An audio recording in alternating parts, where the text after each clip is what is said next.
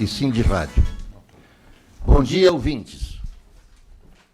Primeiramente, queremos dar boas-vindas e agradecer ao candidato a governador Eduardo Leite, que compareceu para participar do debate previsto para hoje. Porém, com o não comparecimento do candidato Onyx Lorenzoni, não será possível realizá-lo. Assim, conforme reza nas regras do convite expedido aos dois, levaremos a efeito uma entrevista de 30 minutos com o candidato que aqui está, na sede da Associação Gaúcha de Emissoras de Rádio e Televisão e do Sindicato das Empresas de Rádio e Televisão do Estado do Rio Grande do Sul. Agradecemos também a presença de Osíris Martins, da Rede Bandeirantes, que irá mediar a entrevista. Momento ainda de agradecer todo o trabalho jurídico realizado pela doutora Débora Dalcin, vice-presidente da AGERT, desde o primeiro convite realizado no dia 3 de outubro e oficializado no dia 4 até o dia de hoje. Da mesma forma, agradecer nossos colaboradores da AGERT e Sindirádio, Diego, Karina, Eduardo, também Marcos e Icauana, além da Ana. Com a palavra, portanto, o mediador Osíris. Bom dia, presidente Melão. Inicialmente, um bom dia a todos que nos ouvem pela rede de rádios, da AGERT e Sindirádio, as rádios espalhadas por todo o Rio Grande do Sul. Estamos iniciando nesse momento e daremos início à entrevista prevista nas regras, na medida em que toda a AGERT, o Sindirádio, a organização, estruturou um debate para hoje. Um debate com 4 blocos, com enfrentamento direto em 2 blocos, com perguntas da AGERT e Sindirádio em outros 2, com início e considerações finais. Mas, infelizmente, um dos candidatos não compareceu. Está aqui o candidato Eduardo Leite, ex-governador, que busca a recondução ao Palácio Piratini, e nós daremos, conforme as regras, início a uma entrevista de 30 minutos, em que farei as perguntas e também os diretores aqui da AGERT e do Sindirádio. Lembrando a todos que teremos um break a partir dos 15 minutos para todas as emissoras de rádio, um break de 4 minutos. Um agradecimento pessoal meu e também em nome do Grupo Bandeirantes pelo esse convite a toda a executiva da AGERT e do Sindirádio. É uma honra estar aqui presente com vocês hoje, reafirmando a democracia, nosso Estado democrático de direito e também nosso sistema eleitoral. Candidato Eduardo Leite, um bom dia. Obrigado pela presença conosco aqui. Bom dia, Osíris, a todos que estão aqui, dirigentes de emissoras e também aos jornalistas, a todos que nos acompanham. É um prazer poder estar aqui conversando com vocês. Prazer todo nosso e a audiência está lhe ouvindo em todo o estado do Rio Grande do Sul pela rede de rádios da AGERT e do Sindirádio. Estamos nas plataformas virtuais também, no canal da AGERT, no YouTube, Facebook, plataformas virtuais. É uma entrevista multiplataforma a partir desse momento. Vou fazer a primeira pergunta, depois os diretores da AGERT vão fazer de acordo com a temática de cada um, passando aí por segurança, concessão pública, geração de emprego, os problemas que afligem o nosso estado do Rio Grande do Sul, os grandes desafios que aquele que assumiu o Palácio Piratini vai enfrentar a partir de 1º de janeiro. No seu caso, o senhor já enfrentou parte deles nos 3 últimos anos que executou como governador. Vou iniciar falando de logística, vou dar largada. A gente fala muitas vezes, e eu vou falar muito para o interior do estado, que está nos ouvindo nesse momento, né, por quase 200 emissoras de rádio, no streaming, nas plataformas virtuais. A gente sempre fala de obras grandiosas, mas tem pequenas obras que fazem a diferença, principalmente nas comunidades menores. Nós temos aí, acho que mais de 5 dezenas de municípios que ainda não têm acesso asfáltico. E um acesso a essas comunidades, a esses municípios, modifica não só a autoestima, que é retirar o pó, a poeira e a lama no inverno, como também melhorar o escoamento da safra dessas agroindústrias, dessas propriedades, dessas comunidades menores. Qual é o projeto para essas, acho que hoje, cerca de mais de 50 municípios que ainda não possuem acesso asfáltico no estado do Rio Grande do Sul, e quem está lá no interior está me ouvindo entende bem isso, né? Eu sei que muito já foi feito, há um contencioso de 15 anos para cá, mas no seu programa de governo, qual é o projeto para essas comunidades de acesso asfáltico? Modificar a estrutura, a autoestima e o escoamento dessas safras. Osíris, antes de mais nada, é importante lembrar, né, que para todos os assuntos que a gente vai tratar aqui, tem um basilar, que é capacidade financeira do Estado. o Estado não tinha capacidade de pagar nem as contas do mês, né? Os gaúchos, todos que estão nos ouvindo, sabem disso. O Estado não conseguia pagar os salários, não conseguia pagar regularmente os hospitais, não conseguia pagar os seus fornecedores, os servidores recebiam o 13º parcelado. Então, um conjunto de reformas que nós fizemos para reorganizar as contas do Estado equilibra essa despesa com a receita e nos abre a possibilidade de reduzir impostos, mesmo ampliando os investimentos, entre eles na logística e nos investimentos para as estradas do Rio Grande do Sul. Veja que o DAER vinha investindo, em média, 150 a 200 milhões de reais por ano. Absolutamente insuficiente para poder fazer as obras todas que são necessárias, mesmo as de conservação de estradas, que dirá as obras novas. É estimado que, para poder manter as estradas existentes no Rio Grande do Sul, deveríamos aportar cerca de 500 milhões de reais por ano, pelo menos. E parte de conservação, o DAER colocava 50 milhões de reais. E é claro que as estradas foram se precarizando por essa incapacidade de investimento ao longo da história no Estado. Isso vira o jogo quando o Estado retoma a capacidade de investimentos. Do ano passado para cá, nós anunciamos um programa de investimentos de 2 bilhões de reais. E estamos fazendo os acessos asfálticos desses municípios. Quando nós assumimos o governo, eram 62 municípios sem acesso asfaltado. Nós já entregamos 14, né? Fizemos Boqueirão do Leão, Sério, Caraá, o Carlos Gomes, Guabiju, São Jorge, Muliterno, Santo Antônio do Palma, São José do Hortêncio, São Sebastião do Caí, Sertão Santana, o município de Sério, Cerro Largo, Cândido Godói, Ubiretama, Itacurubi, Coqueiro Baixo, Capitão Encantado, via um convênio com o município. Outros 13 municípios estão com obras acontecendo. Cerrito está concluindo, Lagoa Bonita do Sul, Rolador, Travesseiro, Montauri, Senador Salgado Filho, Ivorá, a São João do Polesine e o acesso a Faxinal do Soturno, São Martinho da Serra, Capão Bonito do Sul, Ponte Preta, Pinheirinho do Vale, Barra do Rio Azul e Itatiba do Sul estão acontecendo. Temos 16 que vão iniciar obras neste ano. Alegria, São José do Inhacorá, Pinhal Grande, Ametista do Sul, Pedras Altas, a gente já fez parte e vai ter a outra parte ainda executada neste ano, Pirapó, Cerro Grande do Sul, Benjamin Constant do Sul, Centenário, Cruz Altense, Mariano Moro, Novo Tiradentes, São José das Missões, São Pedro das Missões, Nova Ramada e Jari. Restarão para o próximo governo outros 19 municípios. E nós vamos encaminhar estas obras para que o Rio Grande do Sul deixe de figurar entre os estados que têm municípios ainda sem acesso asfaltado. Então, nós priorizamos isso para os municípios restantes, esses 19, nós estamos atualizando projetos para poder executar essas obras no próximo governo. E, além disso, Osíris, estamos fazendo obras importantes de ligações regionais. Vou dar um exemplo de uma obra importante. Tupanciretã, Santa Tecla, uma obra que está sendo executada para podermos fazer o escoamento da produção de soja daquela região pela 392, depois em direção ao porto. E assim, lá na fronteira oeste, Maçambará, Alegrete, uma obra super importante. Na região da Campanha, estamos fazendo de Bagé até o distrito de Torquato Severo, e dali vamos fazer no próximo governo ainda até Lavras do Sul e até São Gabriel, para dar alguns exemplos de obras importantes que estão acontecendo. E o senhor está citando os municípios, eles estão se identificando na nossa audiência no interior. Vou seguir agora as perguntas dos presidentes e vice-presidentes e diretores aqui da AGERT do Sindirádio, chamando César Freitas, vice-presidente, que vai perguntar sobre segurança pública. César, bom dia. Bom dia, candidato. Bem-vindo à casa do Radiodifusor. Minha pergunta é sobre segurança. Nos últimos 6 anos, pelo menos, os números ligados à segurança têm entrado em declínio, felizmente. Mas alguns cresceram, os ligados ao narcotráfico. Entre junho e agosto, pelo menos 30 pessoas morreram nesses conflitos ligados ao tráfico e pelo menos mais de 30 foram feridas. E tem o caso de pessoas comuns sendo apanhadas por bala perdida. Como impedir que o Rio Grande do Sul se transforme num conflito ligado ao tráfico, como acontece em outros estados brasileiros? É um tema complexo, César, mas sem dúvida nenhuma que deve ser absoluta prioridade. E aí entra a parte de segurança ostensiva.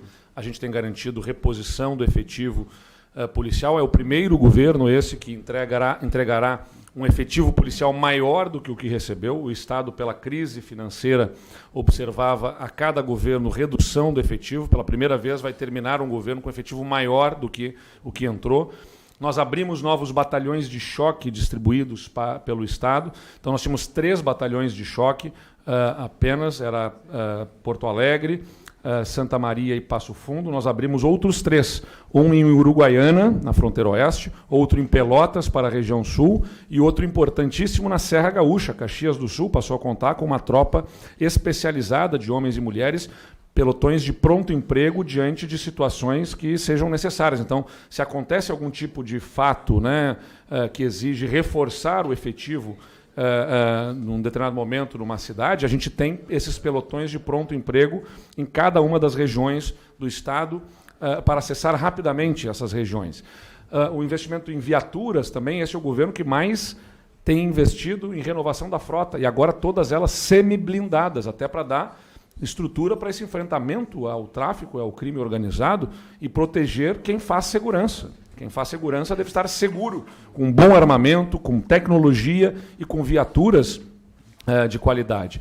Mas é fundamental a gente expandir o investimento também no sistema prisional. A gente já começou a fazer isso. Por exemplo, o Presídio Central de Porto Alegre, que era uma vergonha, né? Uma vergonha para os gaúchos, que foram denunciados no passado na Organização dos Estados Americanos por infringir direitos humanos em função da situação absolutamente precária do Presídio Central. Nós estamos demolindo o Presídio Central e reconstruindo numa nova formatação, colocando o número adequado de presos, porque se a gente quer enfrentar o tráfico e o crime organizado, quando a gente prende esses elementos, a gente tem que garantir que eles não tenham comunicação com o mundo exterior. E na situação precária que os presídios gaúchos acabaram tendo em função da falta de investimentos, acabavam lá dentro operando o crime aqui fora. E agora nós estamos encaminhando para que isso não mais aconteça, com um investimento de R$500 bilhão, construção de nova unidade prisional em Charqueadas, a conclusão do presídio de Guaíba, que estava paradas as obras lá há 10, 12 anos. Sim. A obra está sendo concluída.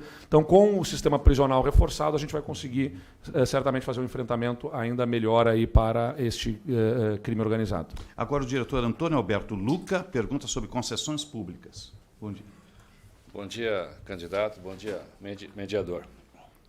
Concessões de rodovias. Nos estudos e no leilão de concessões realizadas durante o governo atual, as tarifas iniciais dos pedágios ficaram elevadas, em razão dos investimentos projetados nos estudos. Porém, sem a contemplação de vias alternativas, sem isenções nem passagens múltiplas para os usuários que cruzam mais de uma vez pela mesma praça de pedágio, e em especial para os empreendimentos e empreendedores das pequenas localidades dentro de um mesmo município onde existe a cancela de pedágio. Há praças em locais de baixo fluxo. Nós estamos falando praticamente do Vale do Taquari, arrecadando recursos para a realização de maiores investimentos em pontos onde há maior fluxo. Arrecadam onde menor fluxo e aplicam onde há maior. Portanto, há uma incongruência. Como é que o senhor pretende equalizar isso?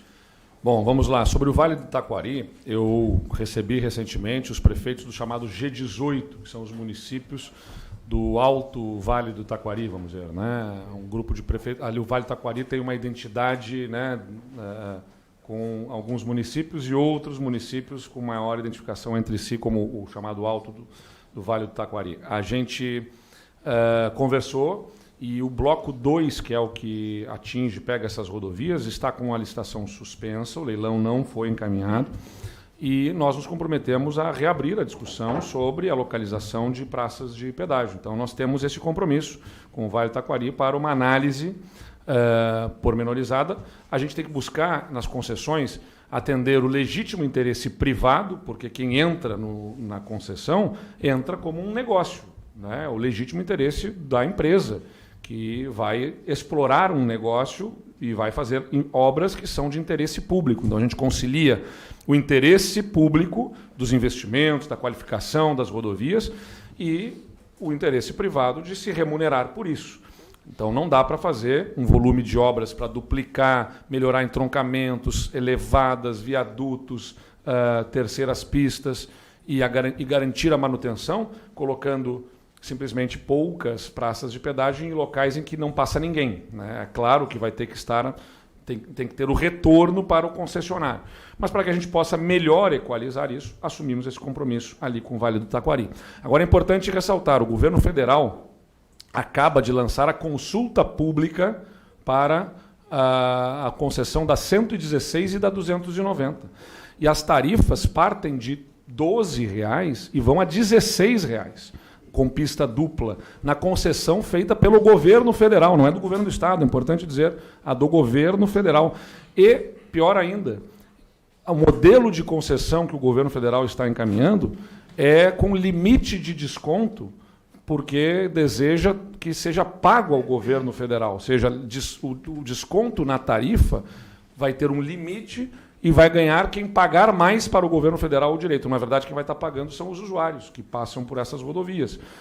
Então, esse modelo merece ser rediscutido. Acho que o Estado precisa fazer valer também a sua voz diante do governo federal, porque o modelo que está encaminhando não é bom, né, para outras regiões do Estado. Então, as concessões que nós fazemos, nós estaremos sempre dialogando e buscando construir com as comunidades que são atingidas e vamos nos posicionar firmes, como deve ser a posição de um governador do Estado em relação a Brasília, né, e não uma relação submissa, para garantir que aquilo que o governo federal fizer aqui seja para atender o interesse dos gaúchos e não para atender o interesse do governante de plantão. A gente já está se aproximando de 15 minutos. Em seguida, depois tem que ser mais rápido nas minhas respostas. Depois, é isso que você está dizendo. É mais ou menos isso, né? A gente vai fazer um breve intervalo, as emissoras que estão em rede conosco, nessa rede Agerte e Cindy Rádio, nessa entrevista, lembrando que nós estruturamos para termos hoje um debate com 4 blocos, 2 de enfrentamento diretos, 2 de perguntas do Cindy Rádio e da Agerte e do Cindy Rádio, mas infelizmente com a ausência de um dos candidatos, estamos procedendo, como está na regra e foi assinado pelas coordenações, uma entrevista de 30 minutos, feita por este mediador e pela Agerte e Cindy Rádio. Nós vamos fazer um breve intervalo. Em seguida, a pergunta é sobre geração de emprego e renda. Atenção, emissoras em rede, vamos ao intervalo. Em 4 minutos estamos de volta. 18 minutos. Temperatura 23 graus. Sabe o que acontece quando você escolhe o Sicredi como parceiro do seu agronegócio? Nós te apoiamos em todos os momentos. Estamos sempre ao lado do produtor rural, com qualquer tempo, do plantio à colheita. Para você que já contrata o custeio com a gente, os recursos deste Plano Safra estão disponíveis. Converse com o seu gerente. Sicredi, tradicionalmente parceiro do agronegócio. A Coprel é energia, geração e muita conexão. Somos a cooperativa de energia das famílias, empresas e agroindústrias. Crescemos juntos com a nossa gente, levando soluções, mais oportunidades e internet de qualidade para tudo que você imaginar. Somos a força e a energia que move e impulsiona o agronegócio.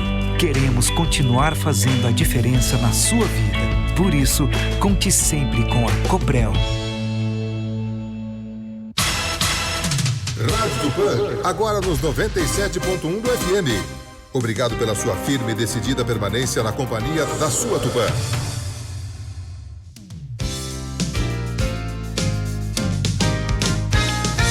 Variedades Tupã, com ampla informação rádio-jornalística, destacando os fatos relevantes que interessam a nossa comunidade. Num patrocínio de Farmácia São João. Cuidar da sua saúde é a nossa missão. Cevale produzindo alimentos com excelência para o consumidor. E apoio de suplemento alimentar Teseus 30.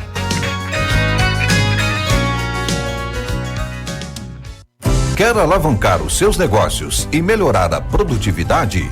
A Cevale trabalha com agroquímicos, fertilizantes e corretivos das melhores marcas. Com produção própria de sementes de trigo e soja, garante qualidade ao oferecer o tratamento de sementes industrial, o que reforça ainda mais o seu compromisso com a agricultura focada em resultados. Na hora de decidir a sua compra, procure a Cevale e garanta condições competitivas em preços e prazos. Cevale. Na rede de farmácias São João, você tem ofertas exclusivas com o programa São João Mais. Estão imperdíveis. Composto lácteo Nesnutri Nestlé. Na compra de 2 latas, cada uma sai por R$ 36,49 cada. Fralda Hug Supreme Care Mega por R$ 39,99 cada pacote. Cadastre-se e garanta grandes ofertas. Programa São João Mais. Farmácias São João. Cuidar da sua saúde é nossa missão. Farmácia São João. Teseus 30 combate também ejaculação precoce, te dá força para exercitar, estudar e trabalhar. Eleições 2022 é na Tupã. Informações, debates, entrevistas, orientações, esclarecimentos e os resultados da cidade, da região e dos principais municípios do país. Tudo o que você precisa saber sobre este pleito aqui na Tupã. Rádio Tupã, na cobertura das eleições 2022. No oferecimento de Cooperativa Agrícola Tupã Seretã Limitada, Agropan. Mais de 50 anos de união e força no campo. Apoio, Câmara de Vereadores de Tupã Seretã. Rádio Tupã, na cobertura das eleições 2022.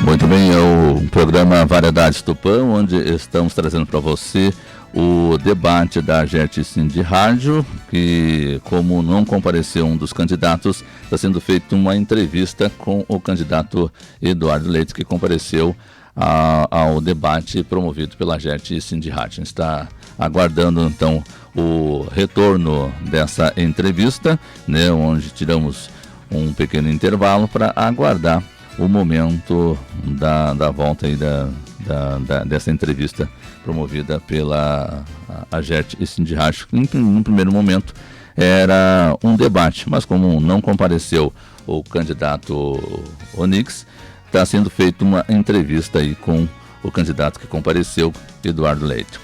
São 9h23, o programa Variedades Tupã, com eleições 2022, que é na Rádio Tupã, com oferecimento de Cooperativa Agrícola Tupã Seretã Limitada, Agropan, na Avenida Vaz Ferreira, 1317, fone 5532721122. Um exemplo de que a união faz a força. Agropan, uma força com reconhecimento nacional. Vamos ao debate. Estamos retornando nessa rede de rádios em todo o estado do Rio Grande do Sul, a AGERT e Cindy Rádios, no dia em que a AGERT e Cindy Rádios havia estruturado um debate em 4 blocos, com enfrentamento direto entre os candidatos ao Palácio Piratini, neste segundo turno da eleição. E na ausência de um dos candidatos, estamos executando a regra, que é uma entrevista com o candidato que aqui está, de 30 minutos, com as perguntas de AGERT e Cindy Rádios. Lembrando que as coordenações haviam assinado os termos e as regras que aqui estão sendo colocados. Agora a pergunta é do diretor Marcos Romualdo dos Santos sobre geração de emprego, por favor. Bom dia candidato, bom dia a todos. Candidato Eduardo, a necessidade de geração de emprego e renda, principalmente empregos mais qualificados, o senhor eleito pretende investir em quais programas de qualificação profissional nos municípios do interior? Perfeito. Marcos, eu diria o seguinte, a gente tem que estender ensino técnico e profissionalizante, para isso usar as universidades comunitárias, o novo ensino médio e com a expansão do ensino médio em turno integral, como nós pretendemos fazer no próximo governo, para chegarmos a 50% das escolas de ensino médio com turno integral, vai nos proporcionar também, pelo itinerário que é profissionalizante dentro do novo ensino médio, fazer a formação de mão de obra qualificada. E para gerarmos novas oportunidades de emprego, é fundamental que a gente estimule um ambiente de negócios mais acolhedor ao investidor. Então, a gente tem trabalhado em redução de burocracia. Agora, o Tudo Fácil Empresas, por exemplo, é uma plataforma em que empreendedores, especialmente de atividades de baixo risco, respondendo um questionário, conseguem abrir o seu negócio em até 10 minutos, porque já ali no mesmo portal tem a junta comercial, a parte da licença ambiental, do alvará de corpo de bombeiros. Mandamos um projeto de lei para a Assembleia Legislativa para dispensar de alvarás as atividades consideradas de baixo risco, 732 atividades. Então, tudo isso vai colaborando na criação de um ambiente mais favorável, além da redução de impostos, né, como a redução das alíquotas internas e também a extinção da DIFAL, que era o diferencial de alíquota quando se comprava de fora do Estado. Então, não tem um botão que você aperta e gera emprego, e você não pega o empresário pelo braço e manda investir. Você cria uma atmosfera e um ambiente. Então, qualificação de mão de obra, investimento na logística, que a gente estava falando antes aqui, e redução de burocracia e da complexidade do sistema tributário ajuda a melhorar o ambiente de negócios e assim gerar emprego e renda. Obrigado. Agora a pergunta sobre educação, diretor Miguel Puretz Neto, por gentileza. Apareça. Estamos nesta rede de rádios, a AGERT Cindy Rádios, quase 200 emissoras, ao vivo no canal da AGERT no YouTube, Facebook e plataformas virtuais. Diretor, por gentileza. Bom dia, governador, bom dia, Osíris, audiência das emissoras da AGERT e do Cindy Rádio. Obrigado, governador, pela sua presença aqui, dando atenção à nossa audiência das emissoras ligadas ao Cindy Rádio e à AGERT. O tema para mim é educação, um tema que normalmente eu falei com o senhor no intervalo, a gente sempre falava sobre estradas, desta feita como a minha educação. O senhor conhece também o nosso relatório social que a AGERT já apresentou na sua presença em outras oportunidades, e em 2021 foi o impacto da pandemia na infância. Eu trago esse tema junto porque a educação foi um dos aspectos mais afetados com a pandemia, principalmente a educação básica, né? E todo mundo naquela hora não sabia bem o que fazer, foi tomada atitudes presenciais ali. Claro que se sabe que isso vai ter consequências, o nível dessa consequência ainda não se sabe, o peso dela. Se eleito governador, o que o senhor estará fazendo para minimizar o impacto da pandemia na educação e fortalecer a educação no Rio Grande do Sul? O impacto da pandemia na educação, né, sobremaneira, olhado sobre dois aspectos.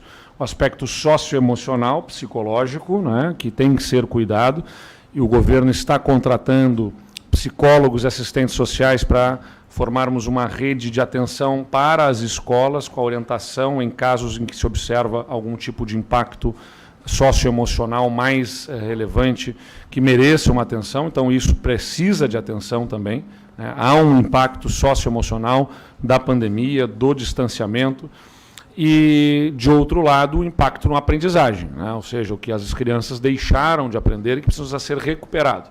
E aí trabalhamos com o aumento da carga horária da língua portuguesa e da matemática, com um programa chamado Aprende Mais, que faz o diagnóstico a partir de avaliações, o material pedagógico específico de acordo com as fragilidades que a gente identifica na educação, e com a formação dos professores, que são remunerados, inclusive, pelo Estado, a partir de agora, com bolsas para frequentar o programa de formação continuada. 30 mil professores recebem bolsas de até R$600 para frequentarem esses cursos, que qualificam eles para atender o que se observa é a deficiência da aprendizagem dos alunos.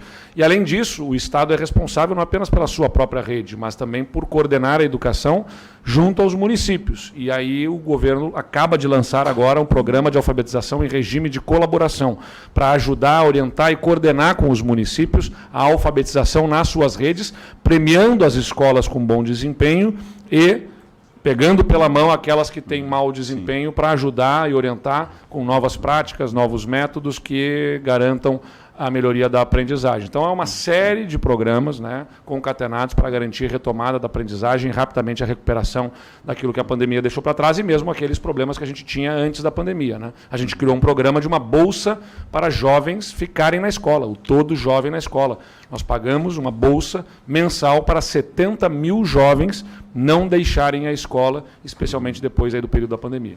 Agora, cooperativismo, quem pergunta é a presidente do Conselho Fiscal, Márcia Paganini. Bom dia, candidato, bom dia a todos. A economia do Rio Grande do Sul depende muito da força do cooperativismo. O senhor, se eleito, pretende fazer alguma política específica de incentivo para este setor? Sim, o cooperativismo é essencial, estimula a nossa economia, e a gente tem um trabalho muito próximo aí com a OCERGS e com o sistema Sescope, para que a gente consiga estimular a formação de cooperativas, especialmente aquelas, né, vinculadas ao agronegócio, não apenas, né, a cooperativa, o sistema cooperativo nos ajuda na concessão de crédito, nos ajuda na expansão da nossa rede elétrica trifásica. A gente tem trabalhado com cooperativas de energia nas localidades que têm atendimento por cooperativas de energia, no sentido de ampliar a rede trifásica que leva energia forte para garantir a produtores rurais aumentar a sua produtividade a partir de novos equipamentos que eles pagam passam a conseguir instalar, mas naturalmente, né, do ponto de vista de geração de emprego e renda, olhamos para as cooperativas no agronegócio como fundamentais para agregar valor na nossa produção, quando a gente consegue beneficiar aquela produção que a gente tem no Estado. Então, através do sistema cooperativo e estimulando a formação de cooperativas, a gente, com apoio técnico, com crédito, a gente consegue agregar valor na nossa produção e agora que o Estado tem recursos, podemos avançar muito nessa direção. Bem, obrigada. Obrigado. Agora, saúde, vice-presidente Marcos Piccoli. Bom dia, candidato. Bom dia, Osíris. Bom dia a toda a nossa audiência ligada na rede de rádios da GERT. Em um acordo firmado dia 6 de junho entre Governo do Estado, entidades representativas, IP Saúde e Ministério Público, a fim de manter o atendimento aos usuários do IP, o governo se comprometeu em apresentar uma solução definitiva até dia 30 de junho para sanar a crise financeira criada nas instituições de saúde pela falta de repasses pelo IPRS. No entanto, ainda não há uma solução apresentada e o rombo financeiro continua em centenas de milhões de reais. Candidato, qual o seu projeto para, definitivamente, solucionar essa questão financeira, visando manter o atendimento aos conveniados IP nos hospitais filantrópicos e santas casas? Vamos precisar conversar sobre o sistema de contribuição do IP. O que não significa aumento de contribuição aos servidores, é importante dizer, antes que lancem fake news nessa direção. Significa uma revisão em que pode haver até redução para muitos dos servidores que estejam pagando mais do que deveriam estar pagando. E, eventualmente, para aqueles que têm uma contribuição menor do que o que deveriam, sim, pode ter uma contribuição maior. Mas o importante é garantir um sistema de contribuição que dê sustentabilidade e garanta um IP forte. Conosco, o IP continua público, forte e saudável para cumprir com a sua missão. Agora, isso só conseguirá ser resolvido com o novo governo, porque dentro de um período eleitoral ficou absolutamente impossível fazer o encaminhamento de um projeto nesta direção. O Estado está fazendo aportes extraordinários para poder reduzir o tempo nos pagamentos do IP Saúde, e ele é importante para mantermos os nossos hospitais filantrópicos. Agora, é importante lembrar que, do lado da atenção pública de saúde, o nosso governo regularizou pagamentos aos hospitais, criamos um programa de investimentos que está investindo 500 milhões de reais em hospitais. Hoje, o Hospital São Vicente de Paulo, em Passo Fundo, está inaugurando a nova unidade de oncologia pediátrica lá para as crianças, 24 leitos para atender crianças em Passo Fundo, no Hospital São Vicente de Paulo, que tem recursos do Governo do Estado. Ontem, aqui em Porto Alegre, teve a inauguração da nova emergência SUS na Santa Casa de Porto Alegre, com investimento de 15 milhões de reais do Governo do Estado. O Hospital Bruno Borne, em Lajeado, tem uma nova UTI pediátrica e tem uma nova unidade de cardiologia sendo feita com recursos do Governo do Estado. Um novo hospital de pronto-socorro sendo construído em Pelotas para atender a comunidade da região sul. Um novo hospital, todinho novo, 60 milhões de reais. Então, em diversas localidades no Estado, vários investimentos estão acontecendo na área da saúde e todos pagos com regularidade. Então, nós que regularizamos pagamentos aos hospitais, estamos fazendo investimentos, seremos o governo que vai resolver também o IP Saúde. Agronegócio agora, vice-presidente Cláudio Zapp faz a pergunta. Candidato, pergunta das rádios de Membuí e Nativa de Santa Maria e demais emissoras do grupo. Agronegócio, extremamente importante, não só no Rio Grande do Sul, mas no Brasil. Qual o seu pensamento sobre o que poderá melhorar ainda para o grande, para o médio e para o pequeno produtor rural? Bom, a gente tem como absoluta prioridade a irrigação, porque é o ponto nevrálgico, né? A seca que tivemos neste ano, a mais severa estiagem em 70 anos, ocasionou uma perda de 50% da nossa safra de soja e afetou diretamente a nossa economia. Para fazer irrigação, não é simplesmente sair lançando água por aí, você tem que fazer a reservação da água. Reservar água tem um impacto ambiental, exige licenças ambientais. Então, desburocratizar o processo de licenciamento já está acontecendo, né, com a ampliação da competência para licenciamento pelos municípios, reforçando a estrutura para que se agilize licenciamentos. De outro lado, nós vamos reforçar, como já anunciamos nesse ano, e começa a ser operado logo em seguida, a subvenção para os custos de irrigação pelo produtor. O governo vai pagar parte dos custos de irrigação e assim ajudar reduzindo burocracia e irrigando, né, com recursos o sistema de irrigação para que o produtor possa fazer os investimentos, melhorar a proteção às nossas lavouras, aos novos ciclos das secas. Eu diria que esse é o ponto fundamental para o agronegócio gaúcho. Vice-presidente Renato Gatti de Albuquerque pergunta sobre políticas sociais, por favor. Bom dia, Osíris Martins. Bom dia. Bom dia ao nosso governador do Estado, candidato à reeleição, Eduardo Leite. Bom dia às emissoras sintonizadas e ligadas na rede Agerte de rádios. Quando falamos em políticas sociais, o assunto nos remete à miséria, fome, crianças de rua e aos jovens. Precisamos de mais creches, educação infantil e, principalmente, diminuir a evasão escolar, que permite com que esses jovens, por falta de perspectiva e de ocupação, se tornem presas fáceis para o mundo do crime. Também temos que resolver a falta de habitação popular para as famílias mais pobres, que, embora existam projetos federais, precisa da participação do governo do Estado. Caro candidato, qual sua proposta para estas questões?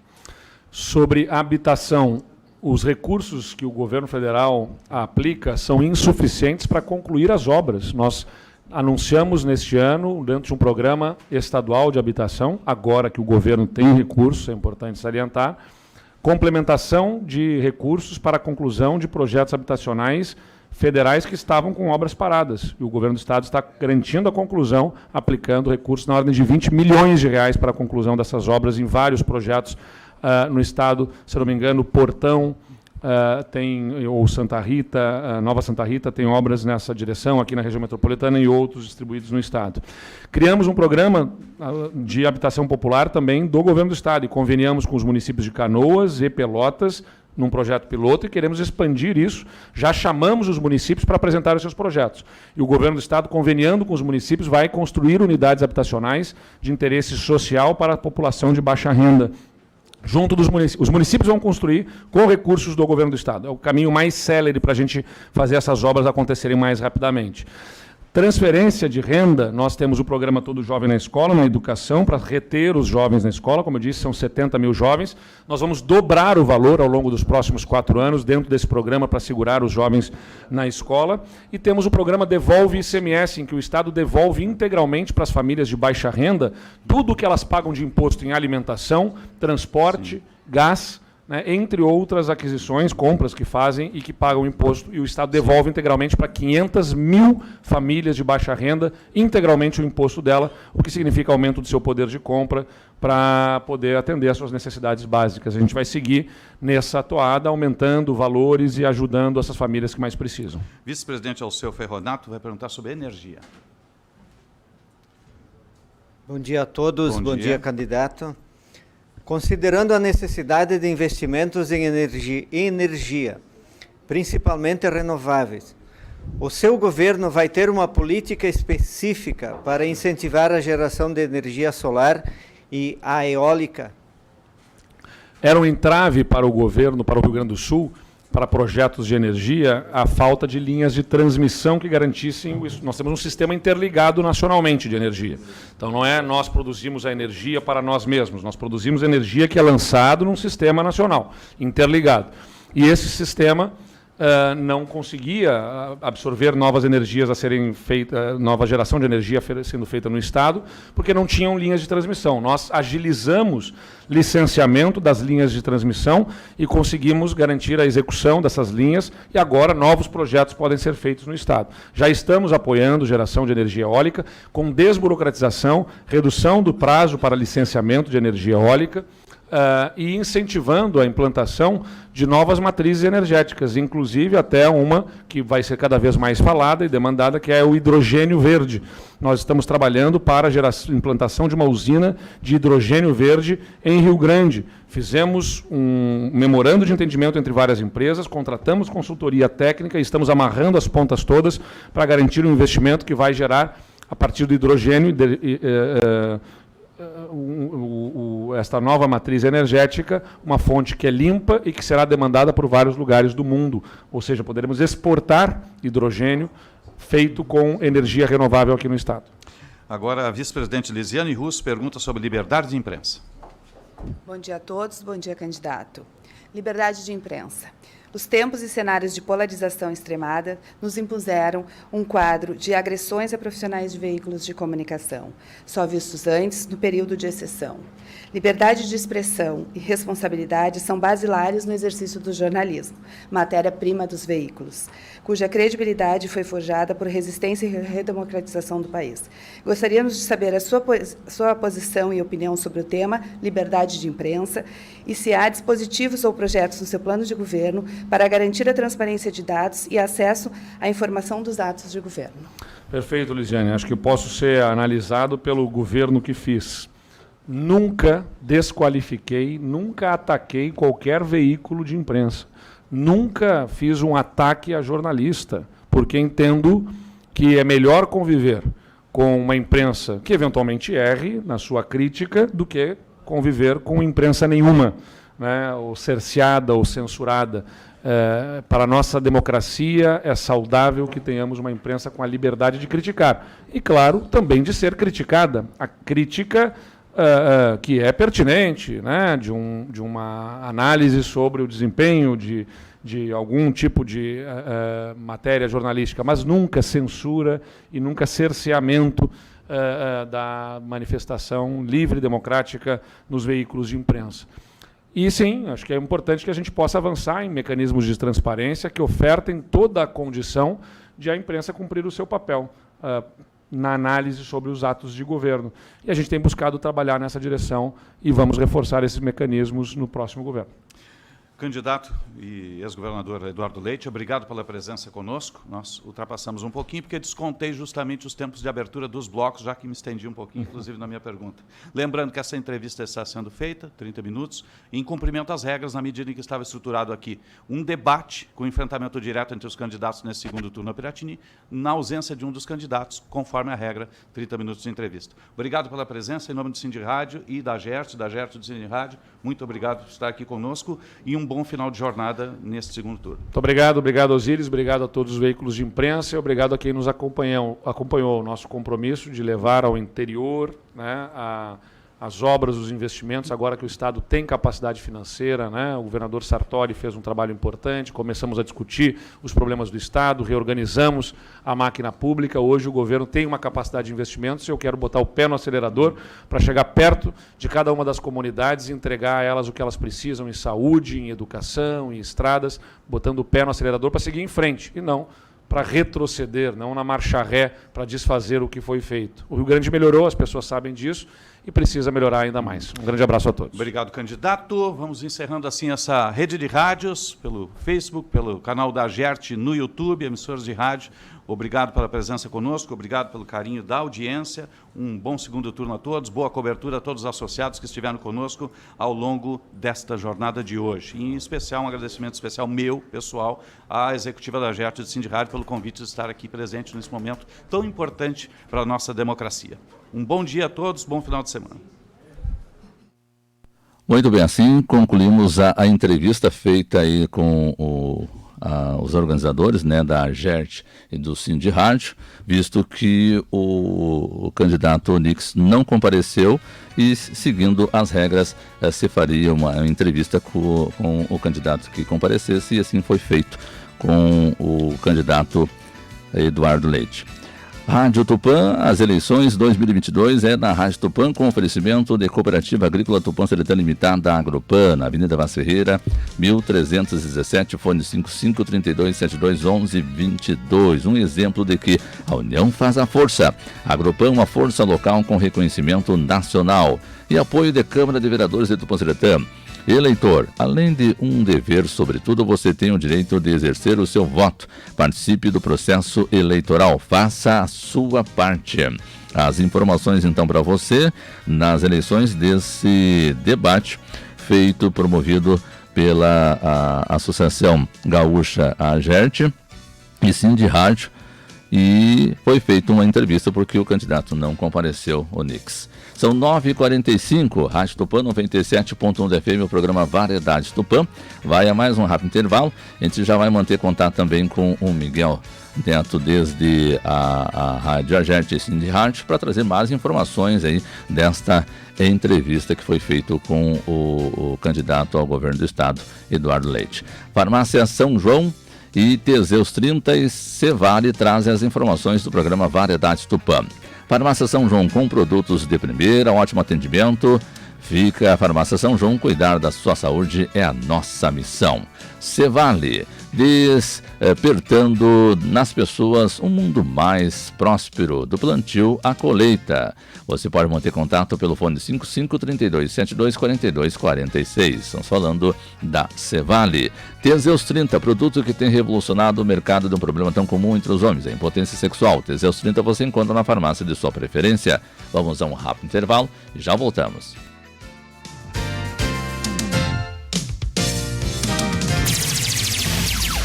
Rádio Tupã 97.1 MHz. Primavera, verão, outono, inverno são destaques do tempo pra gente saber que tudo tem seu tempo.